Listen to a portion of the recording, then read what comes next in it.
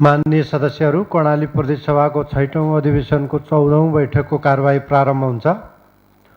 माननीय सदस्यहरू, कर्णाली प्रदेश सरकारको आर्थिक वर्ष 2077-78 को राजस्व र व्ययको वार्षिक अनुमान बजेटमाथि छलफलका लागि प्रदेश सभा नियमावली 2074 को नियम 129(3) बमोजिम वक्तव्य सहितको प्रस्ताव सभा समक्ष राख्न कर्णाली प्रदेश सरकारका आर्थिक मामिला तथा योजना मन्त्री माननीय श्री प्रकाश ज्वालालाई समय दिन्छु।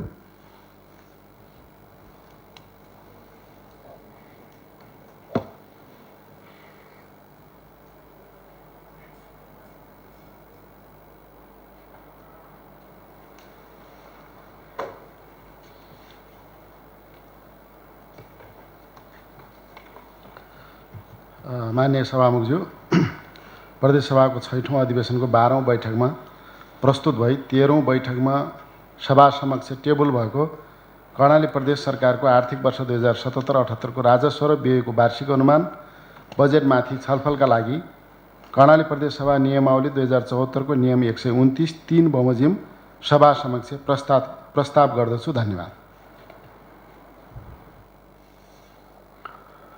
माननीय सदस्यहरू, कर्णाली प्रदेश सरकारका आर्थिक मामिला तथा योजना मन्त्री माननीय श्री प्रकाश ज्वालाले छलफलको लागि प्रस्ताव गर्नुभएको कर्णाली प्रदेश सरकारको आर्थिक वर्ष 2077-78 को राजस्व र व्ययको वार्षिक अनुमान बजेटमाथिको छलफलका लागि समय निर्धारण गरेको छु। सर्वप्रथम माननीय श्री जीवन बहादुर शाही।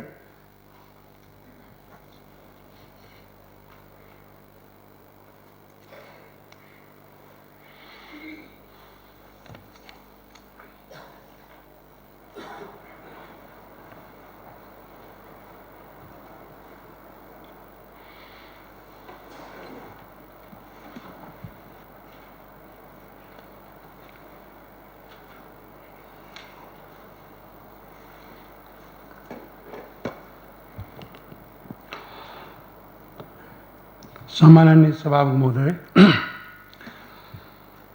आर्थिक वर्ष 77-78 को बजेट वक्तव्य आएको छ र भर्खरै माननीय आर्थिक मामिला मन्त्रीज्यूले टेबल पनि गरिसक्नु भएको छ छलफलका लागि।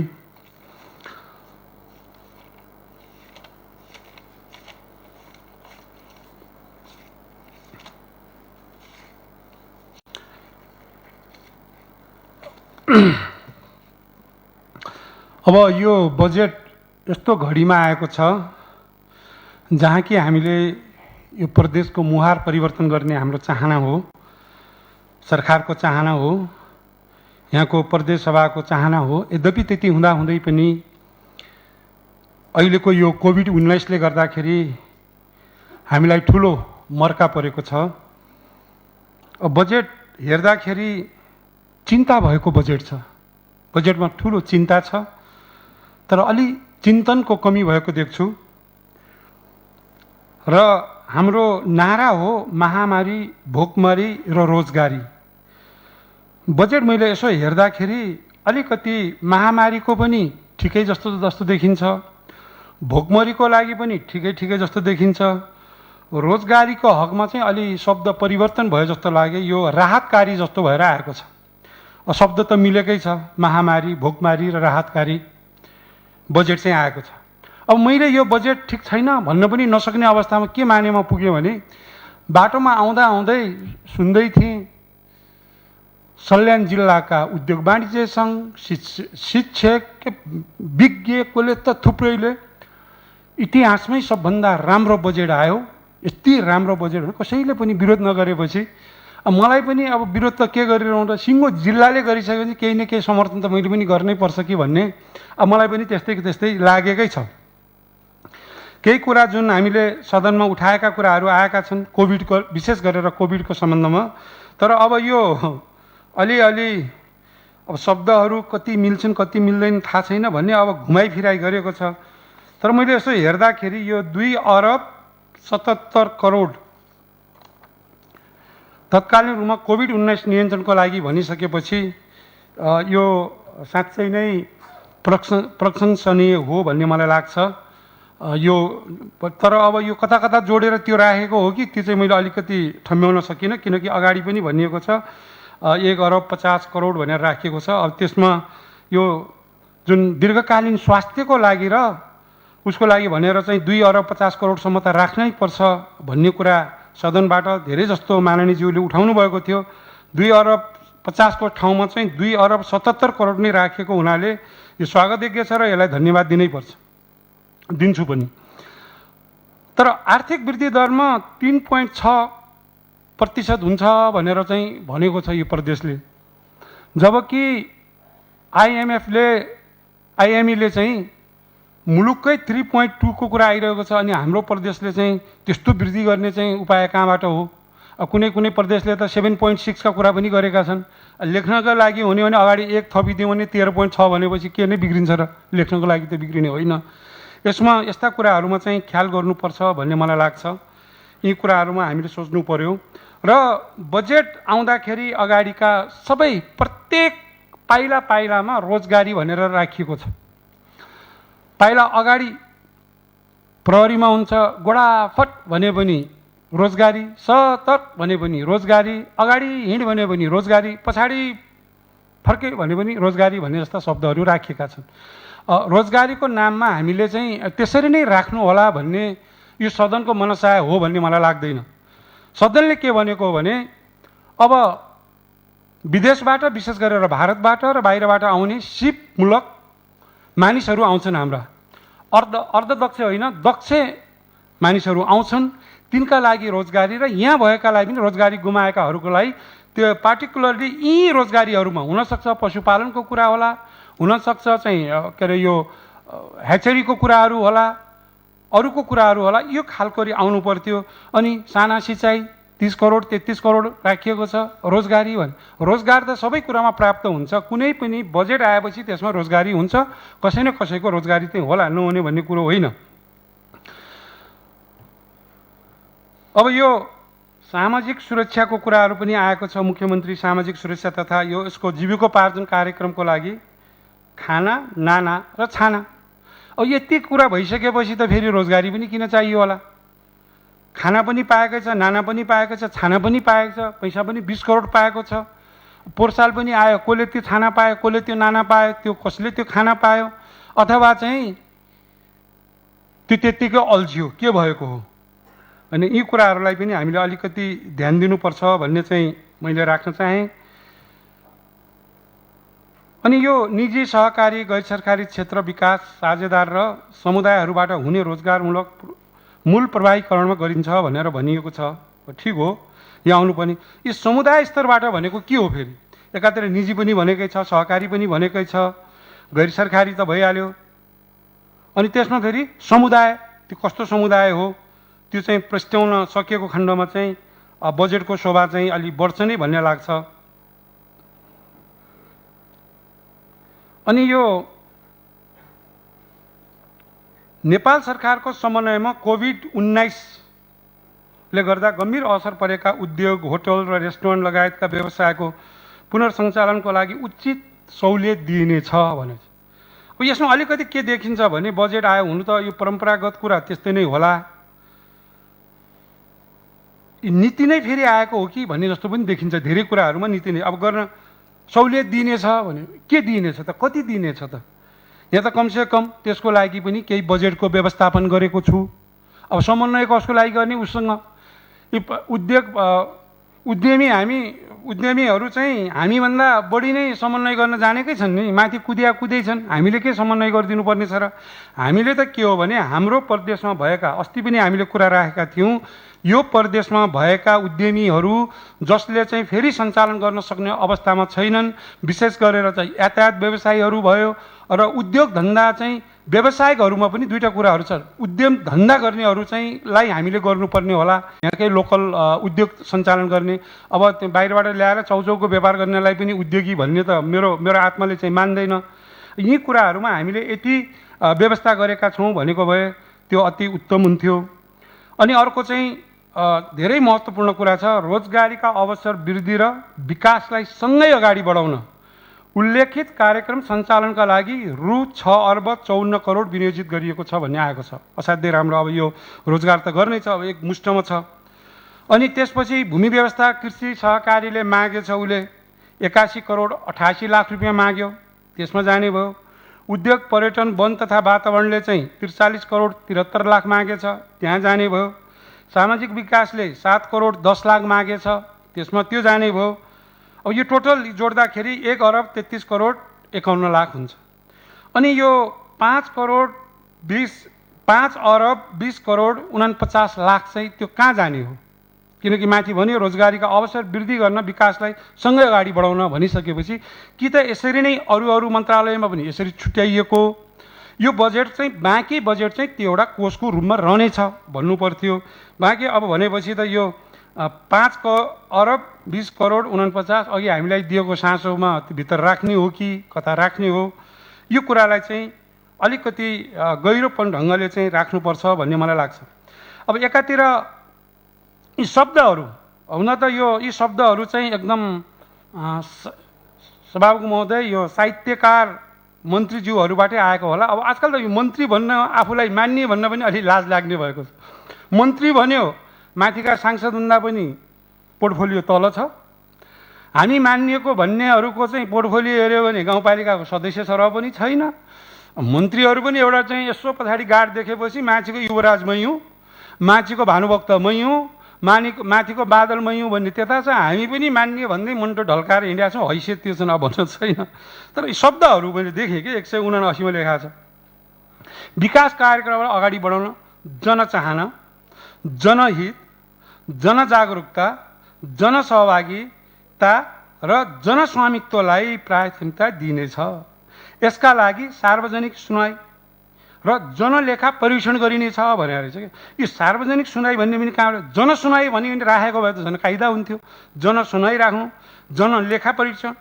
अनि हामीले सुन्ने गरेको त सार्वजनिक लेखा परीक्षण जन भनेको हिजोको त्यो जस्तै भाटे कारबाहीको यो जनलेखा हो कि त्यो भाटे कारबाही गर्थ्यो नि जनलेखा भनेर, जनसत्ता भनेर। त्यसैले यी कुराहरूमा पनि यो कविता भन्ने चाहिँ होइन कि बजेट कविता होइन। बजेट एक किसिमले इकोनोमिक्स भनेको पनि कता कता साइन्स पनि हो।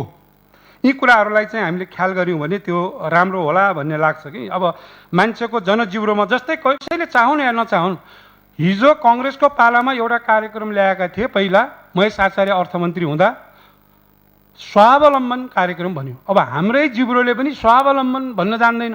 गाउँका मान्छेले कहाँबाट स्वावलम्बन भन्ने? पछि भरतमोहनको पालामा एकदम क्याची आयो, आफ्नो गाउँ आफै बनाऊ, होइन आफ्नो गाउँ आफै बनाऊ।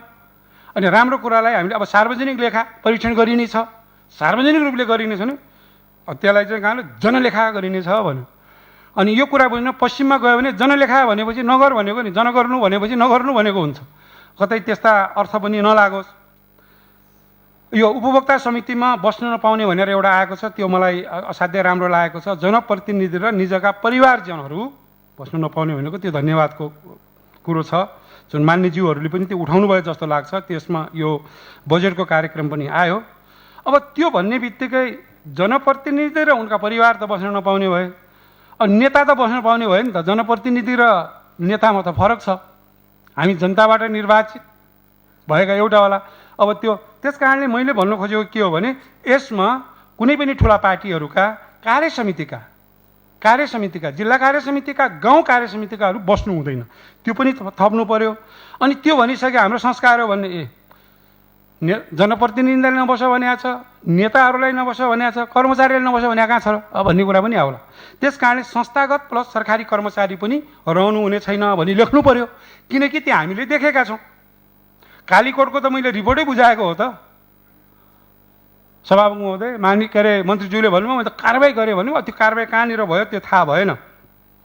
त्यसैले यी कुराहरू पनि राख्नु उपयुक्त हुन्छ भन्ने चाहिँ मैले सुझाव दिन चाहन्छु सभामुख महोदय। अनि यी कति कुराहरू गज्याङ जस्ता के कस्तो भने सुर्खेत विमानस्थलको स्तर उन्नति र उच्च प्रतिफल हुने जलविद्युतका लागि वित्तीय व्यवस्थापनतर्फ रु 75 करोड छुट्याइनेछ भने अब यो एकदम उच्च प्रतिफल कस्तो बिजुलीले दिने हो मलाई त्यो थाहा भएन होइन। जलविद्युतका लागि भनेको भने उच्च प्रतिफल दिने भनेपछि केही साँच्चै राम्रो फल देला त्यसले। फेरि यो 197 को हो। 98 के भन्यो भने सुर्खेत विमानस्थलको विस्तार र स्तर उन्नतिका लागि जग्गा व्यवस्थापनमा 50 करोड विनियोजन गरेको छु।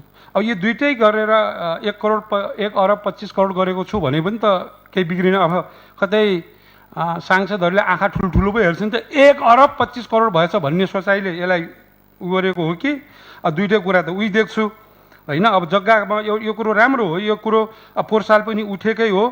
विशेष गरेर चाहिँ यहाँको माननीय ज्यूले, हाम्रो सबभन्दा सिनियर सुर्खेतको माननीय ज्यू एमलाल कौडेलले त्यो कुरा पनि निकाल्नु भएको थियो र पोहोर साल नै यो जग्गा खरिद हुन्छ भन्ने विश्वास पनि थियो। त्यो भएको भए अहिलेसम्म 300 मिटर अगाडि बढिसक्थ्यो र हामीले ATR 72 अहिलेसम्म ल्यान्ड हुन्थ्यो यहाँ। त्यो हुने बित्तिकै भाडा दर घट्थ्यो। अब जे होस्, कर्मचारीको लागि, सुविधा भोगीको लागि, INGO को लागि र अरूको लागि भएको छ, तर आम जनताको लागि त तिर्न सक्ने अवस्था छैन। हामीले चाहिँ नेपालगञ्जै जानुपर्ने। यी कुराहरूलाई पनि अलिकति के हो मिलाइदिनको लागि पनि म चाहिँ अनुरोध गर्न चाहन्छु। अनि अर्को चाहिँ यो सामुदायिक घरवास भनेर भनेको छ, ब्र्याकेटमा होमस्टे भनेको छ। त्यसको पूर्वाधारमा विकासमा सहयोग गर्ने भनेर भनिएको छ। असाध्यै राम्रो कुरा हो। तर होमस्टेको अर्थ के हो भने होटल व्यवसायीहरूले होटल व्यवसाय गर्ने भए, अनि गाउँलेहरूमा सामुदायिक रूपले यो होमस्टे यिनीहरूका भएका घरहरूलाई कसरी सञ्चालन गर्ने, सरसफाइ कसरी गर्ने भन्ने कुरामा हो। मैले सम्माननीय सभामुख महोदय मार्फत भन्न चाहन्छु, पोहोर साल भयो हाम्रा मन्त्रीहरूले पैसा दिनुभयो होमस्टेको लागि। होमस्टे बनेनन्, होम निर्माण भए, आफ्ना घर बने। त्यसैलाई चाहिँ यो होमस्टेको पैसा, यसले भने लज्जास्पद कुराहरू हुन्। आफ्नो आफ्नो घर बनाऊ, त्यसको लागि होमस्टे भनेको होइन।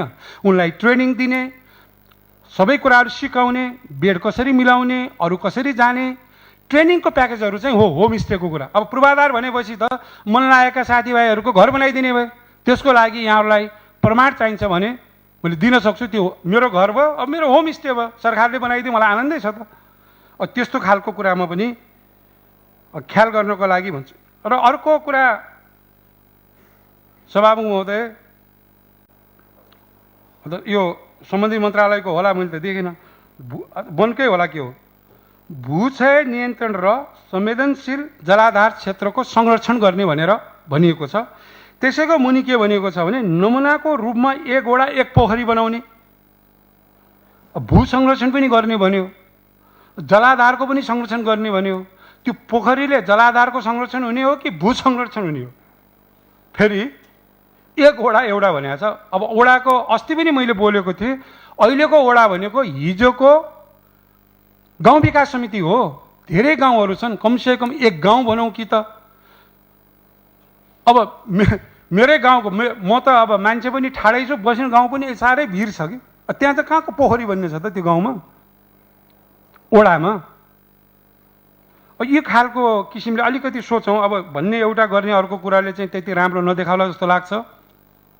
अनि अर्कोतिर हामी भनिरहेका छौँ कि हामीलाई अहिलेको भोकमरीले साह्रै सताउने भयो, अर्को अवस्था आउँछ। फेरि के भन्छौँ भने अर्कोतिर कर्णाली कोसेली घर बनाउनु पर्यो भनेर पैसा छुट्याएको छ। यहाँ अहिले के को कोसेली दिने हो, खानै नपाउने अवस्थामा छौँ अहिले भने होला। भोलि हाम्रो चाहिँ पर्याप्त मात्रामा उत्पादनहरू भइसकेपछि कहाँ बेच्ने र कहाँ बेच्ने भएपछि कोसेली घर बनाउँला नि। अहिले त्यो 1 करोड चाहिँ कोसेली घरको ठाउँमा चाहिँ अस्ति माननीय ज्यूहरूले भन्नुभएको छ, अझ त्यसलाई पनि स्वास्थ्यमै थपौँ, त्यसलाई बर्थिङ सेन्टरमा लगानी गरौँ, स्वास्थ्यका बिल्डिङहरू बनाऊँ, त्यो राम्रो होला त। अनि अर्को कुरा चाहिँ यो द्वन्द्वकालमा भएको जमिनको समस्या समाधानको लागि अस्ति नीति तथा कार्यक्रम पनि आयो। अब बजेटमा पनि फेरि त्यही आएछ कि त्यसको लागि बजेट कति छुट्याइएको छ भने भन्नु पर्यो। होइन भने यो हिजो सङ्घमा नै नमिलेको कुराहरूको लागि हामीले समन्वय गर्नेछौँ भनेर एक लाइन किन थप्नु? मसीको मात्र खेर, दुःखको मात्र ऊ, मान्छेलाई चित्तै बुझाउनलाई लेखिदिएको छ भने हो भने त मैले भन्नु केही पनि छैन। होइन भने यस्ता देशमै जटिल अवस्था आएका कुराहरूलाई हाम्रो बजेटमा नआउँदाखेरि चाहिँ राम्रो हुन्छ भन्ने चाहिँ हो। सभामुख महोदय, 53मा एउटा मलाई चाहिँ यो असाध्यै अप्ठ्यारो अनिजी लागेको कुराहरू कति भन्यौँ, संवैधानिक व्यवस्था, संविधानले लेखेका कुराहरूलाई संविधानको पालना गर्नुपर्छ हामीले। यदि संविधानको पालना नगर्ने हो भने हामीले जस्ता नक्सा बनाए पनि भयो, जे लेखे पनि भयो, आफ्नो मनले गर्ने कुरा हुँदैन। यो 53मा के भन्छ भने मुख्यमन्त्री रोजगार कार्यक्रम उपभोक्ता समूह अहिलेसम्म छ, ठिकै छ, त्यसले गर्ला। श्रम सहकारी, श्रम कार्यदल र आम जनताको सहभागितामा खाद्यान्नका लागि श्रम सहितको रोजगारी। अब उपभोक्ता समूह को हुन्छ त? ती जनता हुनेवाला। अनि यो श्रम सहकारी भनेको कहाँ हो? कुन दफाले दियो? कुन ऐनमा लेखेको छ? सहकारी भन्ने त हामीले देखेका छौँ, यो बारम्बार भनियो। अनि हुँदा श्रम कार्यदल भन्यो के त्यो लट्ठीसट्टी लगेर अस्ति रुकुम र जाजरकोटी लडे जस्तै लड्ने दल हो कि के हो यो? श्रम दल भने त त्यस्तै जस्तो लाग्यो। अब यस्ता यस्ता खालका कुराहरू ल्याएर अब रोजगारी दिने भनेर चाहिँ सर्व कुरामा त्यसरी लेखिएको छ। यी शब्दहरूप्रति चाहिँ हाम्रो एकदम आपत्ति छ। संविधानमा त नभएका कुराहरू यसरी राख्न पाइन्न। नीति तथा कार्यक्रममा आयो, ठिकै छ भन्यो, हामीले आफ्नो चाहिँ संशोधन राख्यौँ। अब बजेटमा पनि आएको छ, न बजेट त्यसको छुट्याइएको छ।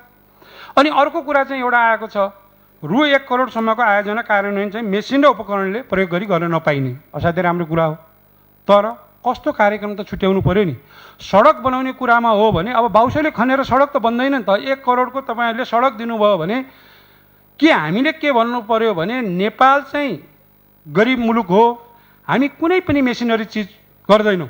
अस्ति एकजना मान्यज्यूले भन्नुहुन्थ्यो, दाइ तपाईँ किन यो कुरा गरिरहनु भएछ? यो गाडी साडी मोटरसाइकल कुरा छोडिदिनुहोस् न, हामी घोडा युगमा जानुपर्छ। सभामुख महोदय, सबैले चाहिँ घोडामा झन्डा हाल्नुपर्ने, के अरे पदाधिकारीले चाहिँ घोडाको कानको बिचमा टक्क झन्डा राख्ने र त्यो घोडा चढ्ने, झन्डा फटफट फटफट हल्लिँदै जान्छ। अरूले कोही नसक्ने घोडाको पुच्छर समाउने। ओ के त त्यो युगमा जानु पर्यो नि भन्न सक्ला। सिँचाइ जस्ता कुराहरू होइन, पँधेरा कुलाहरू ल्याउने, यस्ता कुरामा गरौँ भने होइन। 1 करोड भनेको पैसा चाहिँ थोरै पैसा हो भन्ने लाग्दैन। 1 करोडले चाहिँ सुर्खेततिर हो भने त मोटरले के अरे मेसिनले खनियो भने त 1 किलोमिटर बाटो खन्ला त होइन। त्यस कारण यी कुरा पनि डिफाइन गरौँ भनेको। त्यो गरेको कुरामा तपाईँले खराब गर्नुभयो भने होइन। अब सबै कुरा बाटो पनि छैन, बाउसोले खन भनेपछि त्यो बाटो कहिले पनि बन्दैन। अघि नै भनिन्छ नि रोजगारमूलक साना सिँचाइमा भनेर गरेर चाहिँ सबै रोजगार। अनि अर्को कुरा चाहिँ राम्रो आएको छ यो 127 मा शहीद परिवार, बेपत्ता परिवार, घाइते, अपाङ्ग, असहाय यिनीहरूलाई के गर्ने त? हामीले उनीहरूको व्यवस्थापन गर्ने, सरकारलाई हेर्ने भन्यो। त्यसैसँग के जोडिएको छ भने सडक मानव पनि भनेको छ। अब सडक बालबालिका भनेर त दिनभरि खेल्ने के खानेलाई सडक बालबालिका भने त थाहा थियो। हिउँमा बस्नेलाई हिम मानव भने पनि सुनेकै थिएँ। वनमा बस्नेलाई वन मानव भने पनि सुने। यो चाहिँ सडक मानव भने के हो भन्ने कुरो भयो क्या मलाई चाहिँ। सडक मानवहरूको पनि व्यवस्थापन, उनीहरूसँग आश्रय हुने। कि सडकमा एउटा छुट्टै राउते जाति जस्तो मानव छ कि त्यहाँ? के घरबार नभएका भने सुकुम्बासीहरू हुन् होइन? अब के यहाँकै पनि केही गरेर यी सबैलाई चाहिँ सडक मानव बनाउने चाहिँ प्रयासमा छौँ, त्यही मानव भने हो कि? त्यो कुरा चाहिँ मैले बुझ्न सकिनँ। अनि साह्रै अर्को राम्रो लेख्नु भएको छ, लोकप्रिय जनता सडक। साँच्चै हो, वास्तवमा कर्णालीको चाहिँ आफ्नो पिकुलारिटी भन्छ नि, हाम्रो आफ्नो भनेको लोकप्रिय जनता सडक यो बनायो भने त्यसलाई चाहिँ समयमै सम्पन्न गर्नको लागि 1 अर्ब 42 करोड छुट्याइएको छ। ती लोकप्रिय जनता सडक कुन कुन हुन्? ती लोकप्रिय जनता सडकको कति किलोमिटर छ? यति किलोमिटर यति पैसाले सिद्धिन्छ भनेर गर्नुपर्छ कि। नत्र चाहिँ यो चाहिँ मैले सधैँ भन्ने गरेँ जस्तै पहिलाको जस्तै सरकारको यो कर्मागत भने 30 करोड 30 लाखको बजेट छुट्याउने, वर्षमा 50-50 हजार दिने जस्तो त भएन। यो कम्प्लिट गर्नको लागि यो बजेट असाध्यै न्यून हो। यो भनेको पक्कै पनि नयाँ बाटोहरू जोड्नु भएको होइन होला। पुरानो त्यसलाई चाहिँ गर्नको लागि पनि म आग्रह गर्न चाहन्छु। अनि अलिकति कुरा अघि पनि भने भन्नु त, कार्यक्रम एकातिर कार्यान्वयन गर्ने अर्कोतिर। अब त यो बजेट आएपछि अर्को यो आइसकेपछि मलाई के लाग्छ भने सत्ता पक्षका पनि सभामुख महोदय 1-2 जना मान्यज्यूले बोलिसकेपछि अब यो हामीले बोल्नुको पनि अर्थ छैन। किनकि अब यो सबै भन्छ कार्यविधिबाट हुन्छ।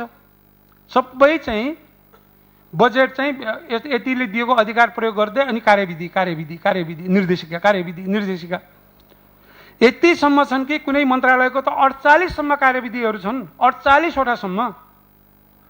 अनि यहाँहरू जस्तो भने ऐनले के भन्छ, कार्यविधिको पहिलाको ऐनले पनि के भन्छ, उसको दफा 8ले चाहिँ अधिकार छ, कार्यविधि बनाउने अधिकार दिएको छ। तर के भनेको छ भने प्रदेश सरकारले भनेको छ। बुझ्नु पर्यो, प्रदेश सरकार भने के हो, मन्त्री भने के हो, त्यो बुझ्नु पर्यो क्या। प्रदेश सरकारले बनाउन सक्ने छ र प्रदेश सरकारले आफ्नो अधिकार प्रत्यायोजन गर्न सक्छ, त्यसमा पनि कार्यविधि ल्याउनुपर्छ। त्यो कार्यविधि बनाएर यी कुराहरू चाहिँ तपाईँको जिम्मामा लगाइएको छ। अनि मन्त्रीले पनि फेरि त्यो गरेर सचिव स्तरीय पनि हुन्छ। यो कुरा नहुने भन्ने कुरा होइन, तर विधि त मिलाउनु पर्यो नि। विधि नमिलाएर फटाफट दियो भने त अब किन यो यत्रो चाहिँ कुरो हामीले गर्नुपर्ने कुराहरू पनि केही पनि छैन। अनि अर्का चाहिँ कति राम्रो छ क्या, पुँजीगत बढाउने, चालु घटाउने, प्रशासनिक कटाउने, संसद सबलाई लडाउने। क्या गजबको छ यो कुरा चाहिँ के हुन्छ? साँच्चै कटाउने कुरामा जाउँ। कटाउने कुरामा हामी गएनौँ सभामुख महोदय। हामीले के भन्यौँ भने घुमाएर किन लाज मान्नुपर्ने कुरा के छ सभामुख महोदय? लाज मानिएको छ यहाँ। बेरोजगार मूलक पूर्वाधार विशेष कार्यक्रम 1 अरब विशेष क्षेत्र विकास कार्यक्रम, क्षेत्र विकास विशेष कार्यक्रम भनेर ल्याउनु पर्थ्यो नि। ल्याउने हो भने मै माग्ने ढुङ्ग्रो लुकाउने, दुनियाँलाई देखाउँदाखेरि यी त चाहिँ रोजगारको, यो गलत हो। यो अहिलेको लागि, यो वर्षको लागि यो कार्यक्रम ल्याउनु हुँदैन। यो पनि कोभिड नियन्त्रणको लागि र खाद्यान्नको लागि र रोजगारीको लागि नै यो पैसा राखौँ। सम्माननीय सभामुख महोदय, मेरो एकदम ठुलो चाहिँ अनुरोध छ। पहिला साल हामीले राख्यौँ कर्णाली प्रदेश पूर्वाधार विशेष कार्यक्रम भनेर राख्यौँ। ठुलो चाहिँ यहाँ चाहिँ भयो, त्यो बेला ठिक थियो, सबै प्रदेशले राखे। यी प्रदेशले गरौँ न त। हामीले यो गर्नु के यसो भनेपछि त सरकार त्यस्तै थियो, हामी मान्ने पनि यस्तै भयो। यदि त्यो हो भने हामी मान्नेलाई पनि मुखमा चुक लगाएर ढ्याङढ्याङ्गै ढालेको हो भने सम्माननीय सभामुख महोदय, म सम्माननीय सभामुख महोदय मार्फत चाहिँ म अनुरोध गर्न चाहन्छु माननीयज्यूहरूलाई पनि, यो बेलामा यहाँको सांसद, यहाँको सभासद, यहाँको सभा साँच्चै नै सरकारलाई पनि साथ दिन चाहन्छ। र यस्तो बेलामा चाहिँ हामी अब यो रोजगारी भने यो शब्दले त के हुन्छ भने हामीले प्राप्त गरेको पैसा सबलाई रोजगार दिनुपर्ने हुन्छ। के रोजगार? घाँस काट्ने रोजगार, बाटो बढार्ने रोजगार। युवाको त्यही भएको हो नि त। प्रधानमन्त्री रोजगारको के भयो? पोहोर फोटो आएकै हो नि त। मुख्यमन्त्री रोजगारको त्यही हुनेवाला छ। होइन, विभेद नगर्ने हो भने, विभेद नगर्ने हो भने यदि तपाईँले यति छुट्याइसक्नुभयो, अब ती 16 जना माननीयलाई पनि किन छुट्याउने त? 40-60 गर्नुहोस्। निर्वाचित भएर आएकाले निकै दुःख गरेका छन्, मेहनत गरेका छन्, यो प्रदेशका क्षेत्रका भने छन्, गाली गरेका छन् हो। ल उनलाई 5 भयो। 40-60 को हिसाबले यो के अरे समानुपातिक मान्यज्यूलाई 2 करोड राखिदिउँ। सक्नुहुन्छ 3 करोड राख्नुहोस्, सक्नुहुन्न भने 2 करोड राख्नुहोस्। 16 दुनी 32 करोड त हुन्छ नि। एकातिर हामी यहाँ के भन्छौँ भने विभेद गर्नुहुन्न है भन्छौँ। अब अर्को कुरा विभेदको कुरा छ यहाँ सभामुख महोदय।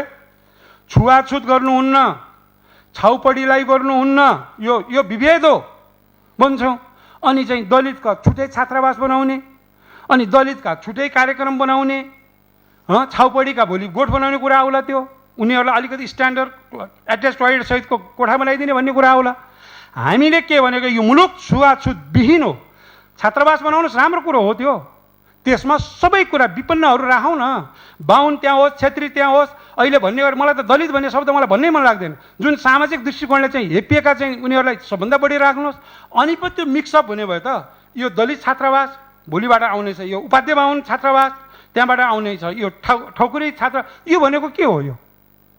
यो कुनै मानिसहरूले आफ्ना कुनैलाई छ नि त। हामीले शिल्पकार भन्ने शिल्पकार वर्ग भनौँ न। त्यसैले म जुन स्कुलमा पढेको थिएँ सभामुख महोदय, त्यो स्कुलमा पछाडि जात लेखिँदैन। मेरो चाहिँ 364 नम्बर हो, जीवन 364 भन्थ्यो, जात भन्दैन थियो। म जुन स्कुलमा पढेँ 364, 365, किनकि जातीय विभेद हटाउनको लागि हाम्रो यो प्रयास हो नि। आज हामीले छुट्टै एउटा छात्रावास बनाउने हो भने जातीय विभेद घट्यो कि बढ्यो? यो कुरालाई चाहिँ हामी भन्न चाहन्छौँ सभामुख महोदय। अब यो अर्को एउटा कुरो चाहिँ मैले अन्तमा यो 33 मा लेख्नुको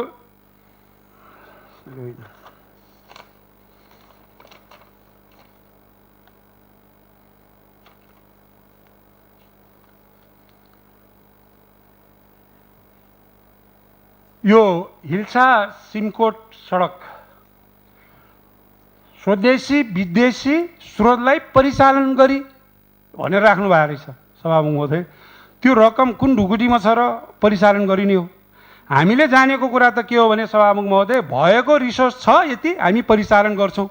त्यसकारणले कि त त्यसको नाम नदिउँ, नाम दिने हो भने प्रदेशले पैसा छुट्यौँ। यति पैसा चाहिँ यसको लागि राखेको छ भनेर छुट्याउनु पर्यो। त्यो नछुट्याउने समन्वय गरिन्छ र परिचालन गरिनेछ भनेर यस्तो खालको नीतिगत कुरा आयो। र सभामुख महोदयलाई म चाहिँ एकदम धन्यवाद दिन पनि चाहन्छु। र आज एउटा कुरा म गत सालको कुरालाई स्मरण गराउन चाहन्छु। सभामुख महोदय, यो नेपाल अधिराज्यमा हाम्रो मात्र प्रदेश हो जसले बजेटको छलफल भइसकेपछि बजेटलाई परिवर्तन गर्यो। यदि बजेटलाई परिवर्तन नगर्ने भने छलफलको त कुनै छैन, गरिसक्यो, हुन्छ भन हुन्न भन भनेर जानुपर्ने हो। त्यो अवस्था यहाँ आयो र गरियो। अहिलेको कुरामा पनि सबै माननीय ज्यूहरूले बोल्नु होला, किनभने अब यहाँ नियुक्त गरेका सिओहरू चाहिँ काठमाडौँमा छन् अनि सिओ पठाउँछन्, यहाँ धागोले सिलाउँछन्। त्यो खालको अवस्था चाहिँ नहोस्। त्यस कारणले यहाँ परिवर्तन हुने कुराहरूमा चाहिँ परिवर्तन गर्न सकिने परम्परा गरौँ। जो बेलायतलाई संसदीय व्यवस्थाको जननी भन्छ त्यहाँ पनि परिवर्तन गर्छन्, अमेरिकाको सिनेटले पनि परिवर्तन गर्छन्। यहाँ पनि आएका माननीय ज्यूको कुराहरूलाई ल्याएका कुराहरूलाई हामीले गरौँ। अझै पनि मेरो आफ्नो त अझै धारणा भन्ने हो भने यो छरपष्ट कहीँ नदेखिएको छ कि अब एकातिर चाहिँ अगाडि भन्दाखेरि एकदम राम्रो कुरा कहीँ भएन, तर लुकीचोरी खाने बाटोहरू चाहिँ धेरै देखिएको छ। त्यो चाहिँ नहोस् भन्ने कुरा राख्दै र राम्रो गरेको कुरालाई चाहिँ धन्यवाद दिँदै र यो चाहिँ 1 अरब 20 करोड त्यो पनि अहिले हामीलाई दुनियाँले चाहिँ थुक्क गर्नेछन्। जसरी सुदूरपश्चिममा अहिले आइरहेको छ, यही बेलामा चाहिँ पैसा नचाहिएको कसलाई होला सभामुख महोदय? त्यहाँ के गरियो भने सबैका चाहिँ तलब बढाइयो, सारा गरियो। यस्ता कुरा नहोस्। र अर्को कुरा म अहिले यसैमा म भन्न चाहन्छु, किनकि हाम्रो पनि स्थानीय तहहरूको सेवा सुविधा आउँदैछ सभामुख महोदय। यो कतै बागमती जस्तो र यता 5 नम्बर जस्तो हिजो त्यो थियो, अब घट्यो भने डबल गर्ने काम पनि नहोस्। उनीहरूले पाउने सेवा सुविधा जुन छ त्यो पनि पाओस्। त्यो कुराहरूलाई राख्दै जुन अहिले चाहिँ प्रशासनिक खर्चहरू घटाउने कुराहरू आएका छन् त्यो साँच्चै घटाइयोस्। र यहाँ भन्ने उता चाहिँ हाम्रो हातमा चाहिँ डाडु पन्यु छ, अगाडि जान्छ भन्ने कुरा नहोस्। यही कुराहरू चाहिँ मैले यहाँ राख्दै आफ्नो भनाइ टुङ्ग्याएँ। त्यसको लागि मलाई बोल्ने समय दिनुभएकोमा सभामुखलाई धन्यवाद दिँदै बिदा हुन्छु। धन्यवाद। जय नेपाल। माननीय सदस्यहरू, आर्थिक वर्ष 2077-78 को राजस्व र व्ययको वार्षिक अनुमान बजेटमाथिको छलफलमा बोल्न चाहनुहुने माननीय सदस्यहरूले रोस्टमको बायाँतर्फ रहेका सचिवालयका कर्मचारीहरूकोमा नाम टिपाउनुहोला। अब माननीय श्री अमरबहादुर थापा, समय 7 मिनट। यसपछि माननीय श्री हेमबहादुर शाही तयार रहनुहोला।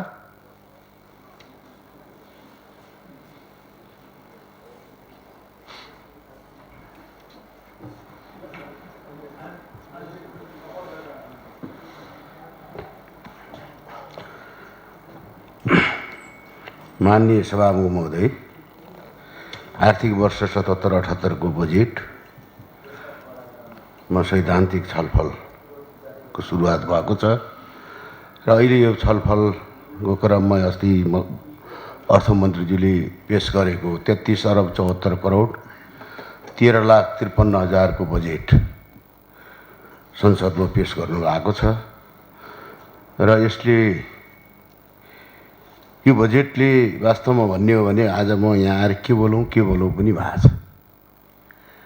बजेट प्रष्ठ देखिएको छैन यो किताबमा। यसले ढोका चाहिँ खोलेको छैन बोल्ने। अब अर्को किताब आउने हो कि भन्ने आशा गरेर अर्को किताबमा छ कि, अब यो किताबमा छैन अर्को किताबमा छ कि, अहिले बोल्ने हो भने त्यहाँ भोलि फजुल भइने हो कि भन्ने पनि लागेको छ। यो अन्य तरिकाको यो एकदमै त्यो अवस्थाको चाहिँ नि आएको छ। त्यसैले प्रष्ट पार्ने किताबहरूको आउँछ कि भन्ने आशा मात्रै गरिएको छ। आशा त गर्नै पर्यो, किन भन्दा यो बजेट भाषणमै सबै कुरा त नहोलान्, तर यहाँ राम्रै फुलबुट्टाहरू भरिएकै छन्। र हामी नेपाली म त बार भन्ने गरेको छु जाने किताब लेख्नमा सिपालु छौँ, कार्यान्वयन गर्नेमा कति दक्षता प्राप्त गर्न सक्छौँ यो कुरालाई हामीले ध्यान पुर्याउनु पर्नेछ। त्यसो भए हुनाले मलाई एउटा कुरा मैले अस्ति योभन्दा अगाडि पनि भनेको थिएँ, करिब यो हामीसँग आउने बजेट 16 अरब 97 करोड 85 लाख सङ्घबाट प्राप्त भएको छ। 30 करोड रुपियाँ हाम्रो राजस्व होला। करिब 17 अरब रुपियाँ ठोस रकम हामीले आयोजना वितरण गर्न पाउने यो वर्षको बजेट हो। र अर्को सशर्त अनुदान भनिएको छ होइन, विशेष अनुदान भनिएको छ, त्यो आउने सशर्त अनुदानका योजनासहित माथिबाट आछन्, हामीले त्यसलाई कार्यान्वयन गर्ने मात्रै होला। यहाँ हामीले छुट्टै योजना बनाउनु पाइन्छ भन्ने जस्तो लाग्दैन। र बाँकी हामीसँगको अहिलेको बजेट करिब करिब 17 अरबको बजेट हामीसँग छ। र गत वर्षको पनि यस्तै तरिकाले गत वर्ष पनि थियो। त्यस कारणले होला अहिले त्यो जाने के अरे यो वर्षतिर खापियो 11 अरब बन्ने छ, यसले 33 अरब पुग्यो होला। तर यो दायित्व गत वर्षको दायित्वको बजेटलाई छुट्याउनै पर्थ्यो। गत वर्षका आयोजनालाई कति दायित्व त्यसले लिने हो, त्यो दायित्वको बजेट जाने यहाँ राखेको भए, एउटा शब्द त्यो प्रयोग गरे भए यो बजेटले 17 अरबलाई कहाँ कता खर्च गर्ने, अब नयाँ कसरी कोभिडलाई कसरी खर्च गर्ने, अथवा रोजगारीका अवसरलाई कसरी खर्च गर्ने, बाँकी ठुला आयोजनाहरू कसरी खर्च गर्न सकिन्छ भनेर छलफल गर्नुपर्ने हो कि भन्ने मलाई लाग्छ। अब त्यो हुँदाहुँदै पनि मैले अघि भनिसकेँ, किताबमा बडा असल तरिकाको शब्द छ कि जनता सडक, बडा लोकप्रिय सडक।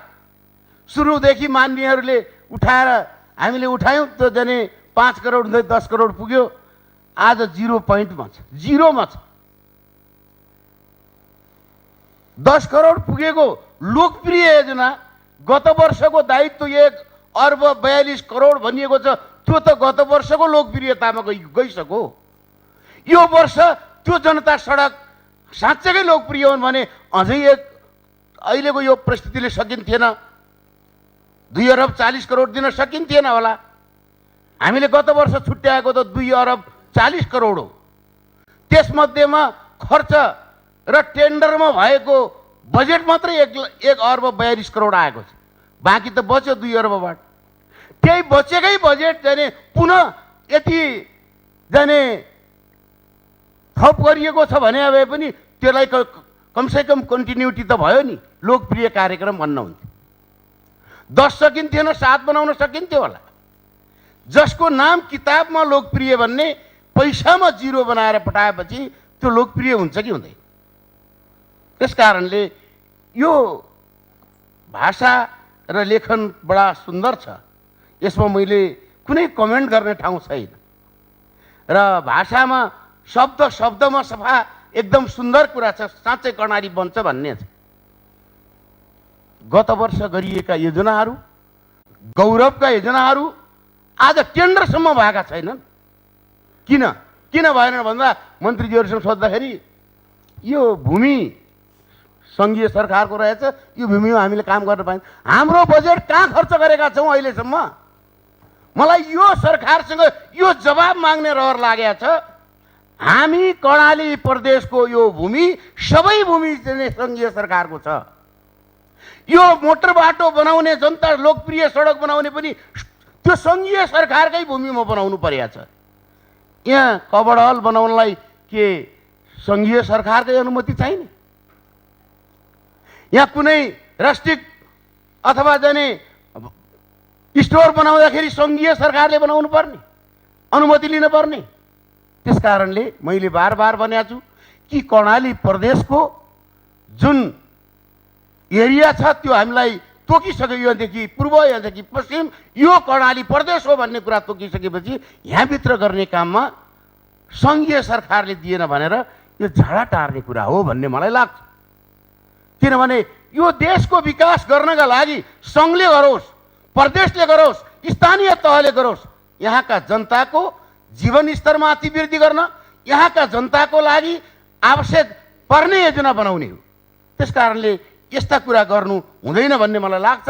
यदि त्यसो गर्नै पर्ने हो, यो भूमिमा हामीले काम गर्न पाइने होइन भने यो बजेट 33 अरबको बजेट पनि खर्च गर्न पाइँदैन। त्यसैले त्यो स्थितिलाई पनि ख्याल गर्नुपर्छ भन्ने मलाई लागिरहेछ। दोस्रो कुरा, यो रोजगार कार्यक्रम लगाएर डल्लो पारिया छ। मैले अस्ति पनि तपाईँहरूलाई यही मञ्चबाट भन्दाखेरि यो त बजेट भाषण त गर्नुपर्ने जाने अर्थमन्त्रीले हो, यो जाने मान्य मरुवाहरू बजेट भाषण गर्न लाग्यो भन्ने पनि भयो। 1 अर्ब 62 करोड रुपियाँ हुने हो भने 718वटा वडामा रोजगारका के कार्यक्रम दिने हो त्यो दिन सकिन्छ। त्यसलाई यो हो भनेर तोक्नु पर्यो नि। एकमुष्ट राख्ने त्यो त जाने ट्याक्कै आफू तजविज गर्ने प्रवृत्तिको त बजेट यो संसदबाट पास गराउने कुरा राम्रो होइन। कतिपय विशेष कोषका रूपमा विशेष कोष राख्न सकिन्छ। अहिले कोभिड-19 खर्च गर्नु पर्यो, विशेष कोष चाहियो, त्यो 50 करोड खर्च किन गर्नुभयो भन्ने प्रश्न उठेको छैन। तर खर्च गर्दाखेरि आवश्यकता कहाँ हुन्छ गरिदिनु भएन भने मात्रै दुःख हो। त्यसैले यो विषयमा जुन अरूले भने सुनिदिनु पर्यो, हामी सांसदहरूले यो सरकारको बजेट त अब पास गर्नु कि जाने अब अप्ठ्यारै पास नगरौँ भने पनि नगरौँ हात खडा त गर्नु पर्ला। तर तपाईँहरूले प्रतिपक्षले धेरै कुरा बोलिसक्नुभयो। प्रतिपक्षलाई बोल्ने अवसर दिने प्रवृत्तिबाट सबै पक्षलाई, सत्ता पक्ष र प्रतिपक्षलाई साँच्चैकै बजेट हो भन्ने वातावरण सिर्जना गर्नु पर्यो। कसैले काहीँनिर चित्त नबुझिया हुनसक्छ। त्यस कारणले मैले भने कि कमसेकम रोजगारको कार्यक्रम हो भने पनि 718वटा वडामा बेरोजगार मान्छेलाई कुन तरिकाले अगाडि बढाउने हो त्यो कुरा गर्न पर्यो। दोस्रो, कृषिमा उत्पादनमुखी रोजगारको कार्यक्रम ल्याउनु पर्यो भन्ने कुरा राख्दै बिदा हुन्छ। धन्यवाद। अब मान्य श्री हिमबहादुर शाही, यसपछि मान्य श्री देवी ओली तयार रहनुहोला।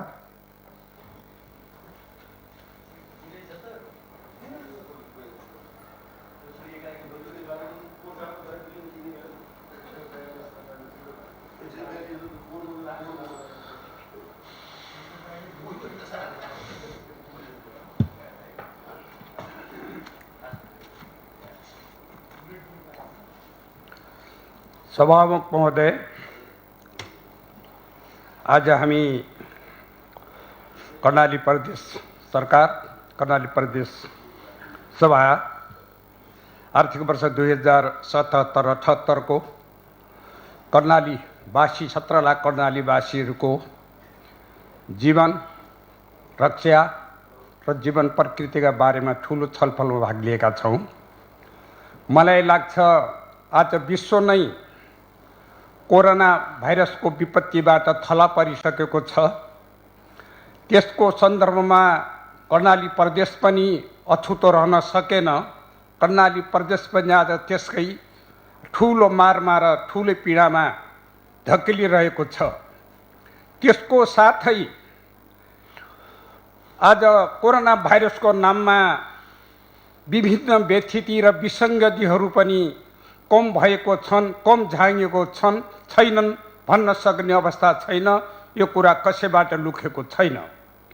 यसैको सन्दर्भमा म यस छलफलको क्रममा सर्वप्रथम कर्णाली प्रदेशको सरकार, कर्णाली प्रदेश सभा, चाहे सत्तापक्ष हो चाहे प्रतिपक्ष होस्, आज प्रदेश अथवा प्रदेशका 17 लाख जनता आज प्रदेश कुन दिशातिर किन र कसरी प्रभावित भएको छ, त्यसको पहिचानको खोजी र त्यसको निरूपण, त्यसको समाधानको बाटोतिर सबै एकीकृत भएर, सबै एक बाहुबल भएर अगाडि जाने प्रश्न हो। तर आज हामी नेपाली कांग्रेस अथवा कर्णाली प्रदेशको प्रतिपक्षले लाई यो प्रश्नले यति बिजाएको छ कि हामीलाई बाध्यता भएर पनि केही कुरा भन्नु परिरहेको छ, केही कुरा गर्नु परिरहेको छ। जुन कुरा पनि आज स्वयं सत्ता पक्षलाई थाहा छ, सत्ता पक्षले कानमा तेल हालेर बसिरहेको छ, कानमा तेल हालेर सत्ता पक्ष बसिरहेको छ। जुन हामीले प्रतिपक्षले आज गरिरहेको छ, चाहे प्रतिपक्ष नेताले गरिरहेको छन्, त्यो नेपाली कांग्रेसको यही प्रश्नको बाध्यता हो, यी प्रश्नले बिजाएको यो प्रसङ्ग हो। यो कुनै आपत्ति होइन।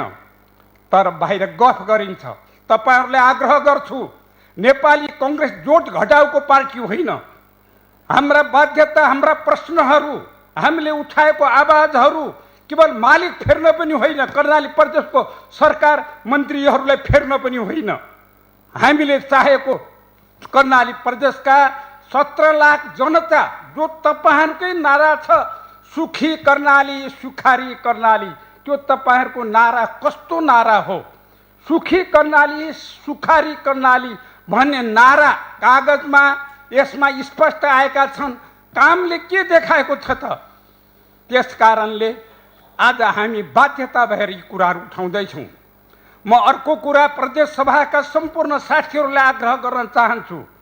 प्रदेश सभामा सत्ता पक्ष हो चाहे प्रतिपक्ष होस्, गणितको सङ्ख्या जे होस्, तर कर्णालीवासीको हित र कल्याण, कर्णालीवासीलाई सुख, कर्णालीवासीलाई आज यथोचित विकासका आवश्यकताहरू दिन सक्ने, सरकारका काम कारबाहीहरूलाई प्रशंसा अथवा समर्थन गर्ने या प्रदेश सरकारको मनोगत स्वच्छतारिक र आकाङ्क्षालाई प्रदेश सभा पक्ष र प्रतिपक्षको नाममा वैधतामात्रै दिने जिम्मेवारी दायित्व हो। आज यस सन्दर्भमा अति गम्भीर भएर सोच्न म सम्पूर्ण साथीहरूलाई आग्रह गर्दछु। प्रदेशका मौलिक विशेषता र आवश्यकता के हुन्? आज प्रदेशमा विशिष्ट आवश्यकता के हुन्, केले त्यसलाई उझेलमा पारिरहेको छ भन्नेको खोजी र पहिचान गरेर सरकारले यो आर्थिक वर्ष 77 र 78 को बजेट प्रस्तुत गर्नु पर्थ्यो। तर सरकारले गरेको बजेट यथेष्ट रूपमा कर्णालीवासीको आवश्यकता र आकाङ्क्षालाई विशिष्ट रूपमा समेट्न सकेको छ भन्ने पक्षमा म छैन। यसमा धेरै कुराहरू लुकेका छन्। मलाई लाग्छ यहाँ जे जति कुरा आएका छन् यस्तो लुकेको छ कि एउटा कार्यविधि भन्ने छ, त्यो कार्यविधिभित्र सरकारको यत्रो मुटु लुकेको छ, मोटो मुटु लुकेको छ कार्यविधिभित्र। ती कार्यविधिले ती कुराहरू उजागर गर्नेवाला छन्, यसमा उजागर गर्नेवालो छैन। अघि हाम्रो प्रतिपक्षको नेताजीले भनिसक्नुभयो, बजेटको 55 कर्मसङ्ख्या 55 मा 1 अरब 20 करोड क्षेत्र विकास कोष भनेर राखिएको छ। म त्यसैलाई समर्थन गर्छु। पहिलो कुरा अहिले कोभिड-19 अथवा यो चाहिँ उसलाई के अरे यो अहिलेको कोरोना भाइरसलाई नियन्त्रण गर्न अथवा प्रदेश सरकारले यसलाई चाहिने एकदम निष्पक्ष र नियन्त्रण गरेर जनतालाई मोक्ष दिलाउनुको निमित्त सबभन्दा यसलाई बदर गरेर 1 अरब 20 करोड रुपियाँ त्यहाँ राखियोस् म माग गर्दछु। होइन भने माननीयहरूलाई दान र दक्षिणा दिएको हो, बिना सङ्कल्पको दान र दक्षिणा र आफ्नो चाहिने अभिमत मात्रै प्राप्त गरिएको हो भने 24 जना माननीयलाई कवर्गका माननीय र 16 जना माननीयहरूलाई खबरका माननीय भनेर स्पष्ट लेखेर आओस्, स्पष्ट चाहिने प्रदेश सरकारले व्यवस्था गरोस्। खबरका माननीय भनेर 16 जनालाई खबरको माननीय भनेर राखोस् र चाहिने 24 जनालाई कवर्गका माननीय भनेर राखोस्। म यो कुरा स्पष्ट गर्न चाहन्छु। त्यस्तै कर्मसङ्ख्या 63 मा 6 अरब 54 करोड रोजगार भनेर राखिएको छ। यो बिना मियाँको दाई भन्छन् नि, बिना मियाँको दाई जस्तो कार्यक्रम आएको छ। पहिलो बत्ती बलिसक्यो। कर्मसङ्ख्या 68 मा 8 अरब छ, 91 मा 2 अरब 10 छ हाइटेक नर्सरी भनेर यी सबै बिना मिएको दाई भने जस्तो हो। अन्तमा पहिलो बत्ती बलिसकेको हुनाले मेरो भनाइ के छ भने बजेटमाथि पूरक रूपमा भन्नुपर्दा, साँच्चै पूरक रूपमा भन्नुपर्दा नखाउँ भने दिनभरिको शिकार खाउँ भने बाबुको अनुहार भन्ने एउटा उखान छ। त्यस्तो किसिमको बजेटको स्पष्टता आएको छ। अन्तमा आग्रह गर्दछु सरकारलाई, सभामुख मार्फत आग्रह गर्दछु प्रदेश सभाका सदस्यहरूले उठाएका उचित कुराहरूलाई, उचित चाहिने भोइसहरूलाई कदर गर्दै बजेटलाई संशोधन र परिमार्जन गरेर अघि बढाउनु हुनेछ भन्ने विश्वास राख्दै अहिले बिदा हुन्छु। हवस्, जय नेपाल। अब मान्य श्री देवी ओली, यसपछि मान्य श्री कौशिलावती खत्री तयार रहनुहोला।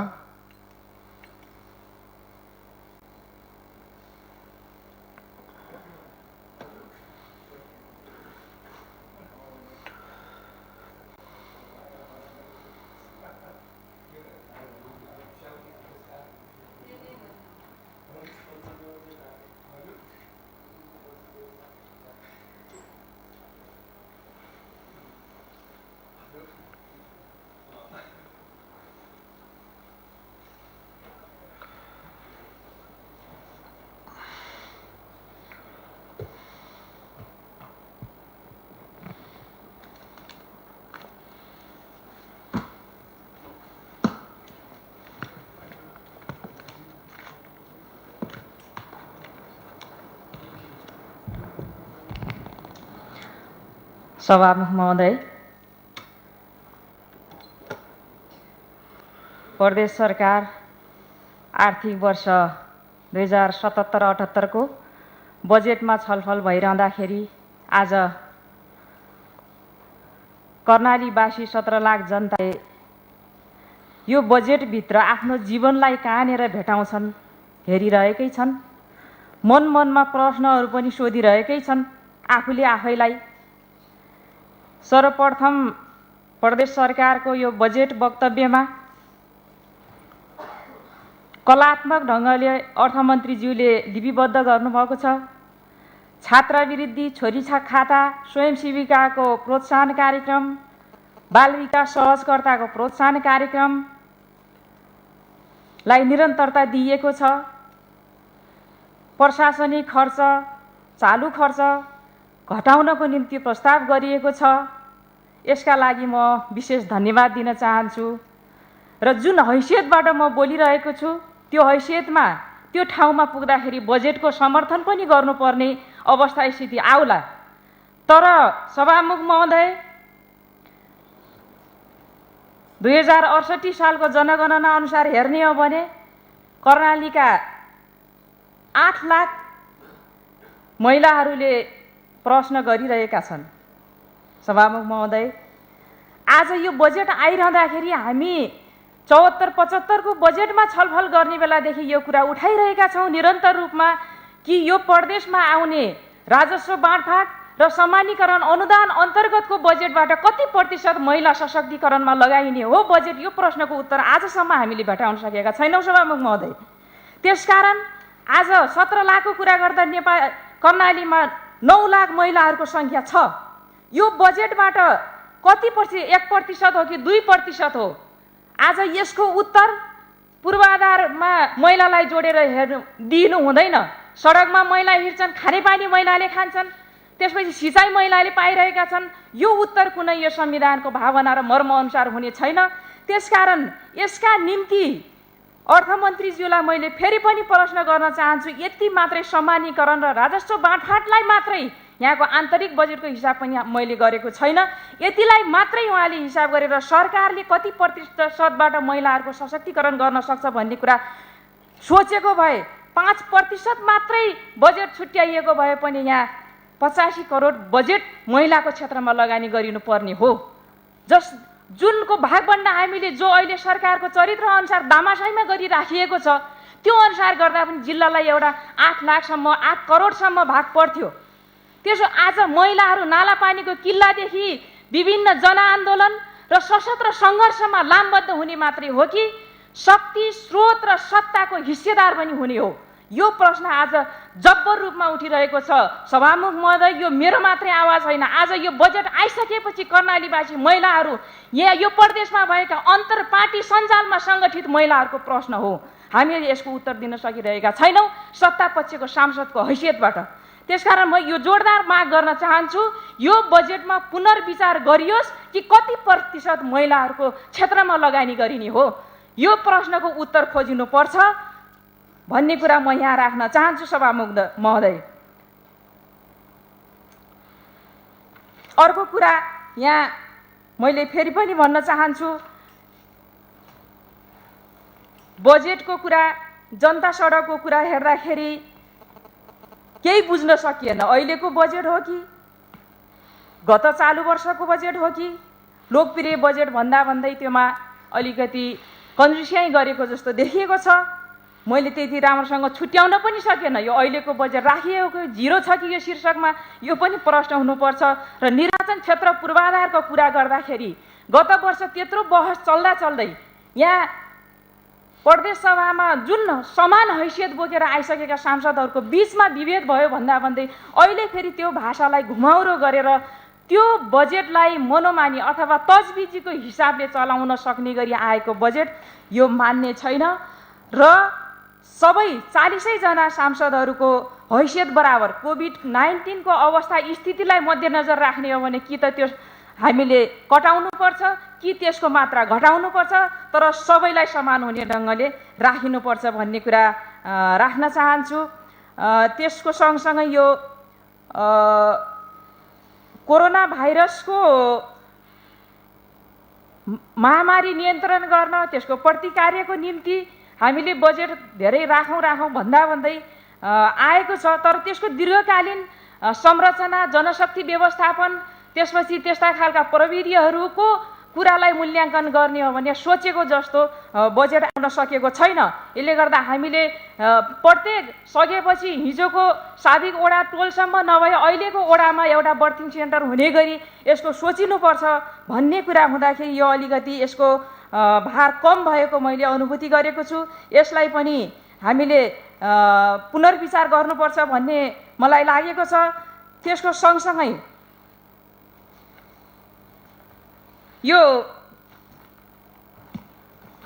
अनुसूची 4 मा हेर्दाखेरि मैले के बुझेँ भने यहाँ अब बजेटको शीर्ष यो एमाउन्ट हेर्दाखेरि तजबिजीमा बढी बजेट जाने जस्तो मैले देखेको छु। यो अहिलेसम्म हामीले बजेटको सिद्धान्त, प्राथमिकता जो निर्धारण गरेका छौँ त्यो अनुसार व्यवहारमा खर्च गर्दाखेरि कानुनी रूपमा र अरू व्यवहारिक रूपमा सोचे जस्तो तालमेल खाएको छैन भनिरहँदाखेरि अहिले पनि यहाँ हेर्दाखेरि कतिपय विकासे मन्त्रालयहरूको भन्दा अहिले भौतिक पूर्वाधार मन्त्रालय पनि मुख्यमन्त्रीज्यूसँगै भएको हुनाले मुख्यमन्त्री तथा मन्त्री परिषदको कार्यालयमा प्रतिशतमा राख्नु भएको छ। अनुसूची 4 मा 18.33% छ।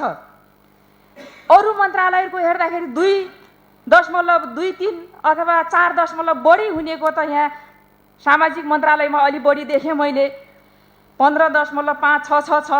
त्यस कारण यो भौतिक पूर्वाधार मन्त्रालयको 33.511 र माथि मुख्यमन्त्री तथा मन्त्री परिषदको कार्यालयको 18.33 गर्दाखेरि यो बजेट कहाँ गएर डल्लो पर्यो? सभामुख महोदय, म अन्तिममा अनुरोध गर्न चाहन्छु, अन्यथा भयो र नियमावली विपरीत भयो भने रेकर्डबाट पनि हटाउनु होला। तर मैले यो बजेट हेर्दाखेरि र आजसम्मका गतिविधि हेर्दाखेरि यो कर्णालीवासीको स्वास्थ्य अवस्था र महिलाहरूको अवस्था हेर्दाखेरि कति पनि सरकार, त्यसपछि हामी सभा अलिकति सिरियस नभएको मैले फिल गरेको छु।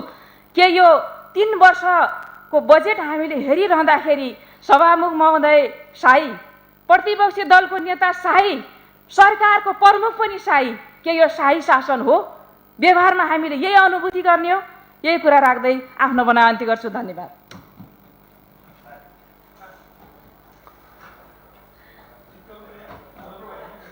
मान्य श्री कौशिलावती खत्री, त्यसपछि मान्य श्री पदमबहादुर रोकाया तयार रहनुहोला।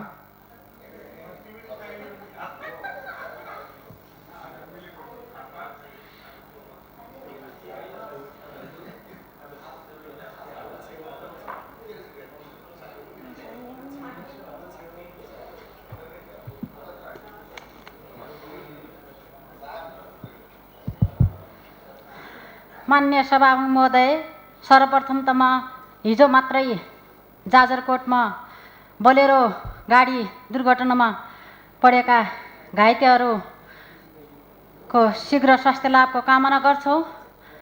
उहाँहरू थलबाट जाजरकोट जिल्ला छेडाघाट नगरपालिकाको थलबाट जुनीचाँदे गाउँपालिकातिर चामल बोकेर जाँदै गरेको गाडीमा दुर्घटना हुनुभएको थियो। 5 जना घाइते हुनुभएको थियो। उहाँहरूमध्ये 2 जना गम्भीर घाइते हुनुहुन्छ। उहाँहरूलाई नेपालगञ्ज मेडिकल कलेजमा उपचारको लागि लगिएको छ। गम्भीर घाइतेहरूलाई निःशुल्क उपचारको लागि सभामुख मार्फत म सरकारको विभागीय मन्त्रीको ध्यान आकर्षण गराउन चाहन्छु। उहाँहरूको लागि निःशुल्क स्वास्थ्य उपचारको लागि विशेष पहल गरिदिनको लागि विनम्र अनुरोध गर्दछु। सभामुख महोदय, कोरोना भाइरसको सङ्क्रमणबाट फैलिएको महामारीबाट सृजित प्रतिकूल परिस्थितिमा यो बजेट आएकोले हाम्रा प्राथमिकताहरू अवश्य पनि बदलिएका छन्। यसलाई कसैले पनि नकार्न सक्दैन। यसमा विशेष गरी सरकारले महामारी, भोकमारी र रोजगारीलाई प्राथमिकतामा राखेर यो बजेट वक्तव्य ल्याएको छ। यसलाई म समर्थन गर्न चाहन्छु र यसमा केही बुदामा र केही बजेट बजेटमा आएका कुराहरूलाई म मेरो तर्फबाट टिप्पणी गर्न चाहन्छु र यसमा असहमति राख्न पनि चाहन्छु। अवश्य पनि म सत्तापक्षको सांसद हो, म केही मेरा दायरा छन्। सभामुख महोदय दलीय व्यवस्थामा यस्ता दायराहरू हुने गर्दा हुन्छन् पनि, तर पनि म जनताको प्रतिनिधि हुँ। म जुन वर्गबाट आएँ, जुन क्षेत्रबाट आएँ त्यो बिर्सनु हुँदैन। रामायण कथामा सीतालाई रावणले हर्दा जटायुले भनेको थियो, मैले रावणलाई लडाइँमा पराजित गर्न त सक्दिनँ, तर पनि मैले यसै दर्शक भएर हेरिराखेँ भने मेरो सन्तानले कायर बनी सराप्ने छ र म आफै प्रस्तावले मर्नेछु भनेर भनेको यस्तै हो। मैले पनि आफ्नो वर्गलाई बिर्सिनु हुँदैन र आफूले देखेका कुराहरूलाई सत्तापक्षकै भए पनि लुकाएर राख्नु हुँदैन। भोलि म आएको, मैले प्रतिनिधित्व गरेको वर्गले र त्यहाँ कर्णालीवासी जनताले सराप्ने छन् मलाई। सभामुख महोदय, भोकमारी रोजगारी र महामारी भनेर बजेट अत्यन्तै साहित्य शैलीमा आयो, तर यसका प्रमुख प्राथमिकता कहाँ हुन् त्यो प्रश्नसम्म नआएको मलाई अनुभूति भएको छ। किनभने महामारी नियन्त्रण गर्नको लागि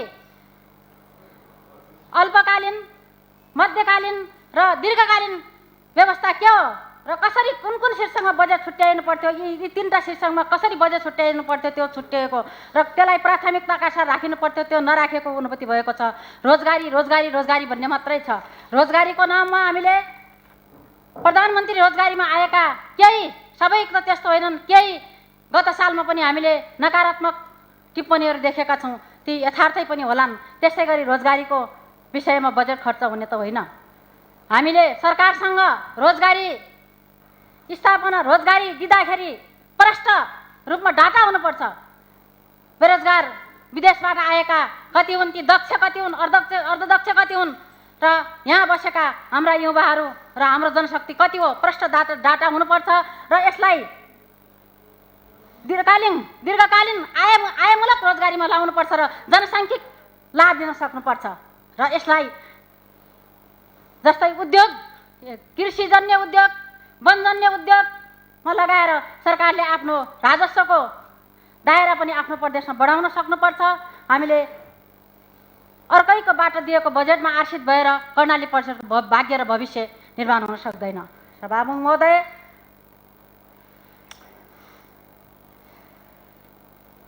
हामीले स्वास्थ्यमा प्राथमिकता त भन्यौँ, हस्पिटल बनाउने, मानवीय जनशक्ति स्थापना गर्ने भन्यौँ, तर स्वास्थ्य प्रतिकूल हुनबाट बचाउनको लागि केही यस्ता संरचना पनि हामीले कर्णाली प्रदेशको सापेक्षतामा खडा गर्नुपर्छ। जस्तै सामान्य कुराबाट सुरु गरे पनि धेरै कर्णाली प्रदेशका जनताको र अझ नजिकबाट भन्दा कर्णाली प्रदेशमा भान्सा गर्ने दिदीबहिनीहरूको स्वास्थ्यमा सुधार आउन सक्छ। सुधारिएको चुलो, इको शौचालयहरू निर्माण गरिदियो भने पनि उहाँहरूको स्वास्थ्यमा सुधार आउन सक्छ। मलाई यो बजेट वक्तव्यमा महिला मैत्री र जो अनाथ बालबालिका छन् त्यो मैत्री नभएको अनुभूति भएको छ। किनभने 51% महिला जो हामी प्रत्यक्ष रूपमा जनसङ्ख्यामा छौँ, तर पनि अहिलेसम्म 3वटा बजेट वक्तव्य आए, यहाँ महिलाहरूलाई नसमेटेकै अनुभूति भएको छ। के महिलाहरू कोरोना प्रभावित हुँदैनन्? के उहाँहरूको रोजगारी दिनु पर्दैन? यसै रोजगारीसँग ल्याएर पनि महिलाहरूलाई रोजगारमा लाउन सकिन्थ्यो, तर पनि सरकारले जहिलेसुकै उपेक्षामा राख्ने, जहिलेसुकै महिलाहरूलाई रोजगारसँग लिनको लागि पनि सामान्य भौतिक पूर्वाधारसँग जोड्ने कुरामा म विमति राख्न चाहन्छु। अहिले पनि स्पष्ट रूपमा उहाँहरूलाई रोजगारको नाममा केही उद्योगका नाममा कृषिजन्य उद्योग र वनजन्य उद्योग महिलाहरूको लागि बजेट छुट्टिनुपर्छ। वास्तवमा कृषिमा हामीले प्राथमिकता दिने, कृषि उत्पादनमा प्राथमिकता दिने भन्यौँ, तर बजेटमा हेर्दा कृषिमा कहाँ प्राथमिकता हो? त्यो देखिएन। जस्तै कृषिमा उत्पादन बढाउनको लागि 2वटा शीर्षकमा प्राथमिक राख्न सकिन्थ्यो। एउटा तत्कालको लागि खाद्यान्न उत्पादनमा के गर्नुपर्छ, मल बिउ औजार दिनको लागि र उत्पादनमा त्यो बजेट छुट्याउन सकिन्थ्यो त्यो शीर्षकमा। भने अर्को शीर्षकमा कृषि उद्योगहरूको लागि पनि बजेट छुट्याइनु पर्थ्यो। उद्योग र उत्पादनमा बजेट छुट्टै शीर्षकमा छुट्याएको भए सजिलो हुन्थ्यो। अर्को गत वर्षको सडकमा, सिँचाइमा लगायत अन्य योजनामा सम्पन्न नभएका योजनाहरूमा कर्मागत मात्र भनियो। गत वर्षको दायित्व कति हो त्यो छुट्टै र नयाँ दिनुपर्ने रकम कति हो त्यो छुट्टै भइदिएको भए प्रष्ट हुन्थ्यो। त्यो पनि गोलमोडल रूपमा देखियो र यसमा प्रष्ट हुन सकिएको छैन। सभामुख महोदय, म 1 मिनट समयको लागि विनम्र अनुरोध गर्दछु। आज कहिल्यै पनि समय चापिएन। आज समय अलिकति लिएन भनेपछि म जटाए जस्तै पछुताले आफै उकुस हुने स्थिति आउनेछ। सभामुख महोदय, हामीले बजेट वक्तव्यमा असाध्यै सुन्दर शैलीमा बजेट वक्तव्य ल्याउँछौँ र यसमा सारा कर्णालीवासीका भाग्य भविष्य कोरिएका जस्तो सुन्नमा असाध्यै कर्णप्रिय जस्ता शब्दहरू आउँछन्, तर पनि कार्यान्वयन हुने स्थिति 0 छ। सरकारले कार्यान्वयन हुने क्रममा आफ्नै बाटोमा आफैले बन्चरो हानेको छ। कहिले कार्यविधिका नाउँमा, कहिल्यै आफ्ना संरचनाहरूलाई बलिया नबनाएर, आफ्ना संरचना भयो जनशक्ति स्थापना नगरेर अन्य संरचनाबाट आफ्ना बजेट तल कार्यान्वयन गर्न खोज्छ। यसैले पनि कार्यान्वयनमा ढिलासुस्ती भएको छ। आफ्नो घरमा आगो लगाएर खरानीको चन्दन लाउने अनि महात्मा बन्न सकिँदैन। सभामुख महोदय मार्फत सरकारलाई विनम्र अनुरोध गर्न चाहन्छु। जस्तै प्रदेश आफैमा शासन प्रणालीको नयाँ संरचना भएकोले यो संरचनालाई बलियो बनाएर, अब सकौँ मान्य सदस्य, बलियो बनाएर लैजानुपर्छ र यसैबाट योजना कार्यान्वयन हुनुपर्छ र आफ्नो संरचनालाई वास्ता नगर्ने, अन्य संरचनाबाट र आफ्नै मनग्रहन्ते रूपबाट कार्यविधि बनाएर योजनाहरू कार्यान्वयन गरियो भनेपछि कहिल्यै पनि सफल भइँदैन भन्ने मेरो मान्यता छ। अन्त्यमा सकौँ मान्य सदस्य, मान्य सभामुख मार्फत यो बजेट चुस्त दुरुस्त शीघ्र र सर्वसाधारण जनताको पहुँचमा पुग्ने गरी कार्यान्वयन होस्, मेरो शुभकामना। धन्यवाद। मान्य श्री पदम बहादुर रोकाया।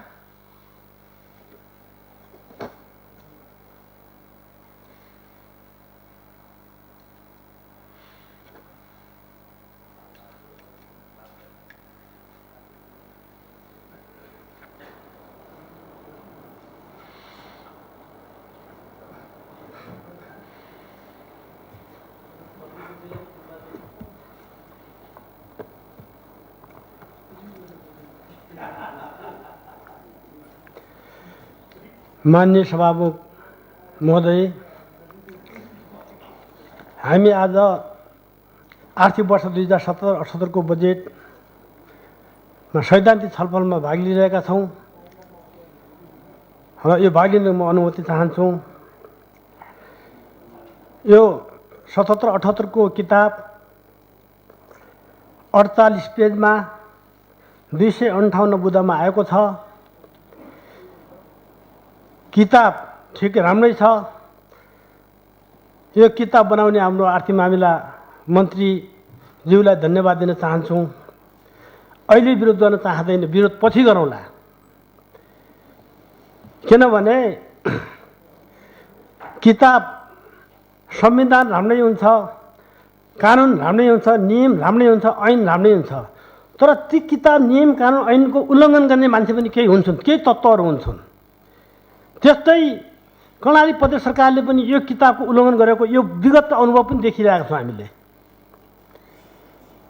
विगत 74, 75, 76, 77 को बजेट आयो। बजेट आउने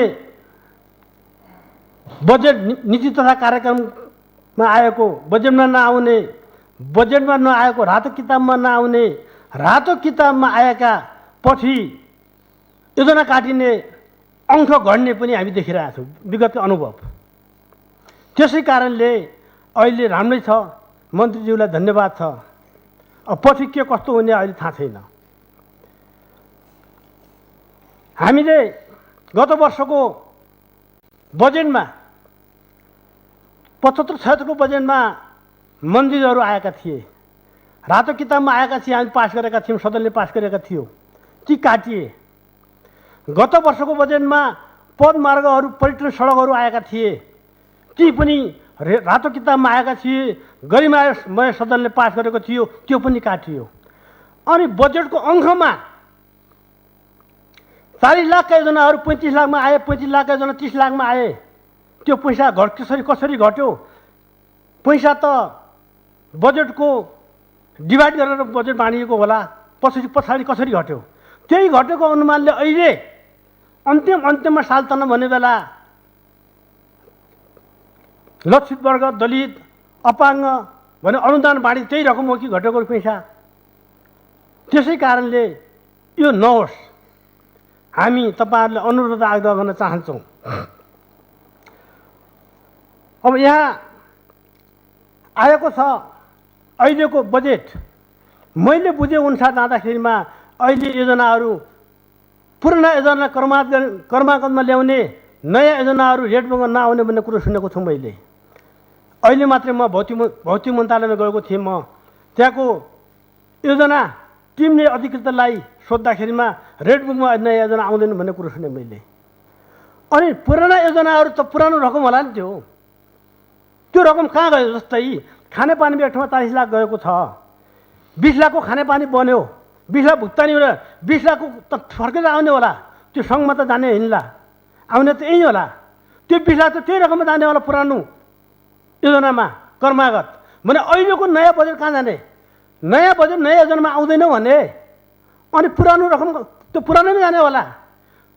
र नयाँ पुराना त के छ भने खानेपानीका, मेरो क्षेत्रको कुरा गर्छु, मेरो जिल्लाको कुरा, 4-5वटा खानेपानी योजना छन्, 15-20 लाखले सम्पन्न हुने योजना छन्, 4-5वटा सिँचाइका छन्, त्यस्तै सडकका छन्, केही भइसक्यो, केही हुनेवाला छन्, कम रकमले हुनेवाला छन् भनेपछि अनि अहिलेको सबै रकम त्यहीँ गयो भने 10 लाखमा सम्पन्न हुने खानेपानी छ भने छुट्याइएको छ 40 लाख। नयाँ योजनामा त अहिले सुरु हुने योजनामा त्यहाँ 40-50-1 करोडसम्म लाग्न सक्छ। अनि त्यो नयाँ योजना रेडबुकमा आउने होइन भने त्यो रकम अहिले कहाँ जान्छ? यो 33 अरब 74 करोड रकम कहाँ जान्छ? यो कि त अहिले यो कोभिड-19 छ, हामी कोभिड-19 सबै हाम्रा कर्णालीवासी दाजुभाइहरू कोहीलाई सङ्क्रमित हुने होइनन्, कोही मर्ने होइनन्, सबै त्यहीँ हालौँ।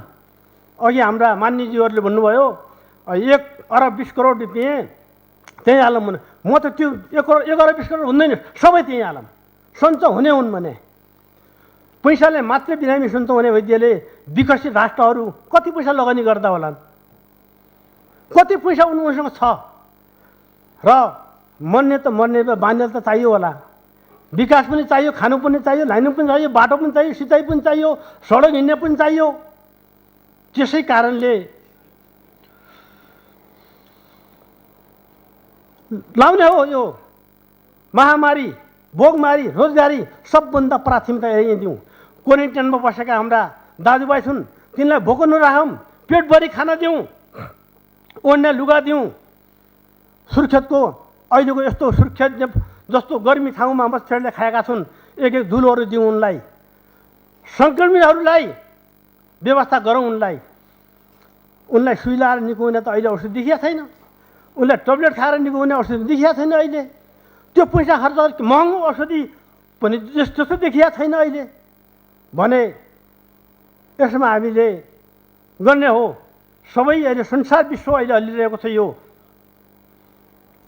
कोरोना भाइरसको विषयमा। हामी पनि कतिखेर के हुन्छ भने हामीलाई पनि शङ्का छ।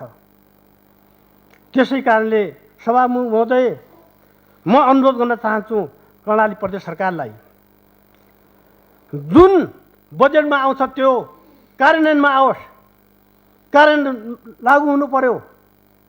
बजेट आउने भोलि त्यो बजेट हावा चैत वैशाखको हावाहुरीले जस्तै कहाँ लिने हो कहाँ गर्ने हो थाहा छ, अत्तो हुँदैन। त्यो नहोस् भन्न चाहन्छु, आग्रह गर्न चाहन्छु। त्यसै कारणले अब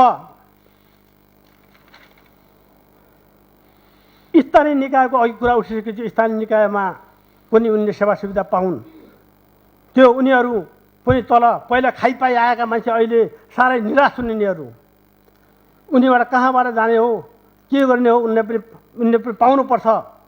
अर्को कुरा के छ भने हामी अहिले संहितामा आइसकेका छौँ। त्यही संहिताको उपलब्धि हो यहीँ आएर हामीले मान्यले हामी कुर्सीमा बसेका छौँ, मान्यहरू यो स्टोमा बदल्न पाएका छौँ। यो संहिता नआएको भए सङ्घमा कोही मान्य जानु हुँदो होला, सबै हामी जानेवाला थिएनौँ। यही संहिता उपलब्धि यही हो। होइन भने अझ पनि डल्लो रकम राखेर डल्लो बजेट राखेर उही राजाको शासन निरङ्कुशतावाद अधिनायकवाद लान्ने हो भने अनि संहिताको मर्म र भावना के त? राजाको शासन र अहिलेको शासन के त? के फरक छ?